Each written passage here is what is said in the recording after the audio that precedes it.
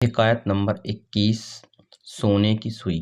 جب حق تعالیٰ کی رحمت و عنایت سلطان ابراہیم بن ادھم رحمۃ اللہ تعالیٰ علیہ کی طرف متوجہ ہوئی تو ان پر عشق حقیقی کا ایسا رنگ چڑھا کہ بلخ کی سلطنت چھوٹ گئی، مگر باطنی سلطنت ایسی ملی جس کے سامنے ہفت اقلیم کی سلطنت بلکہ زمین و آسمان کے خزانے بھی بے حقیقت ہو گئے۔ شاہ کو خود بھی خود کی خبر نہ تھی کہ سلطنت کا سرسبز و شاداب باغ آتش حقیقی کی نظر ہونے والا ہے، کوڑیاں چھن کر جواہرات عطا ہونے والے ہیں، خارستان سوختہ ہو کر چمنستان بے خزاں بننے والا ہے۔ جب کسی کے بھلے دن آتے ہیں تو اسی طرح ہوتا ہے۔ حضرت ابراہیم بن ادھم رحمۃ اللہ تعالیٰ علیہ رات کو بالے خانہ پر سو رہے تھے کہ اچانک پاؤں کی آہٹ محسوس ہوئی۔ گھبرائے کہ رات کے وقت شاہی بالے خانہ پر کون لوگ ایسی جرات کر سکتے ہیں۔ دریافت فرمایا، اے واردین کرام، آپ کون لوگ ہیں؟ یہ فرشتے تھے جو حق تعالیٰ کی طرف سے غفلت زدہ دل پر چوٹ لگانے آئے تھے۔ فرشتوں نے جواب دیا، ہم یہاں اپنا اونٹ تلاش کر رہے ہیں۔ بادشاہ نے کہا، حیرت ہے کہ شاہی بالا خانہ پر اونٹ تلاش کیا جا رہا ہے۔ ان حضرات نے جواب دیا کہ ہمیں اس سے زیادہ حیرت آپ پر ہے کہ اس ناز پروری اور عیش میں خدا کو تلاش کیا جا رہا ہے۔ انہوں نے بادشاہ سے کہا کہ تو شاہی تخت پر حق تعالیٰ کی ملاقات کو کیوں تلاش کر رہا ہے؟ یہ کہہ کر وہ رجال الغیب تو غائب ہو گئے، لیکن بادشاہ کے دل پر ایسی چوٹ لگ گئی کہ ملک سلطنت سے دل سرد ہو گیا۔ مولانا رومی رحمۃ اللہ تعالیٰ علیہ فرماتے ہیں، اے لوگو، سلطنت کو مثل ابراہیم ابن ادھم رحمۃ اللہ تعالیٰ علیہ کے جلد خیرآباد کہہ دو تاکہ ان کی طرح تم بھی سلطنت باطنی سے مشرف ہو جاؤ۔ عشق حقیقی جب غالب ہوا تو حضرت ابراہیم بن ادھم رحمۃ اللہ تعالیٰ علیہ سلطنت ترک کرنے پر مجبور ہو گئے۔ عشق کائنات کی تمام لذتوں سے دل کو بیزار کر دیتا ہے۔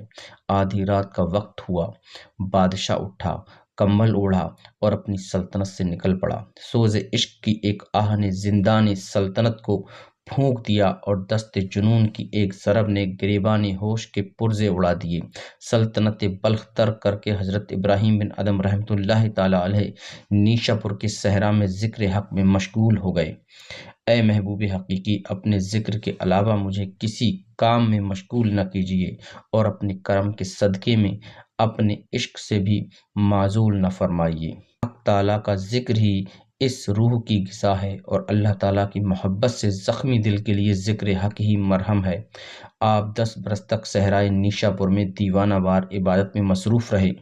سلطان ابراہیم بن ادھم رحمۃ اللہ تعالیٰ علیہ نے جب اپنے باطن میں نسبت اور تعلق باللہ کا بدر کامل روشن دیکھ لیا تو تمام خواہشات نفسانیہ اور ظاہری آرائشوں سے مستغنی ہو گئے۔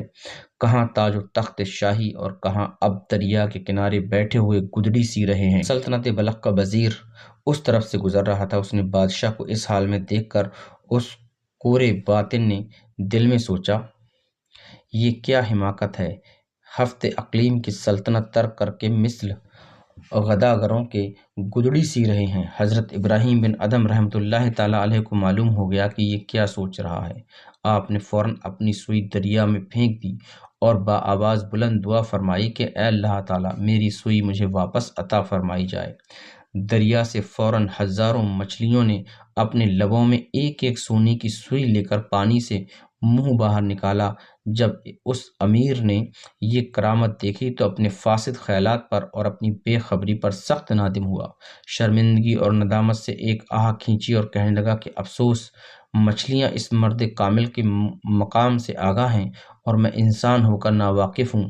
میں بدبخت اس دولت سے محروم ہوں مگر مچھلیاں اس معرفت سے آگاہ ہیں۔ اس کے بعد سلطان ابراہیم بن ادھم رحمۃ اللہ تعالیٰ علیہ نے ارشاد فرمایا کہ اے امیر، یہ سلطنت دل کی بہتر ہے یا وہ حقیر فانی سلطنت؟ بلخ کی عقل اور دور اندیشی کو بہت آزمایا لیکن جب اس سے کام نہ بن سکا تو اس وقت میں نے خود کو دیوانہ بنا لیا اور کام اسی سے بنا۔ جب دیوانگی ہی کام آئی اور اسی سے محبوب حقیقی تک رسائی ہوتی تو میں اس فن دیوانگی پر عاشق ہو گیا اور عقل و ہوش کو خیرآباد کہہ دیا۔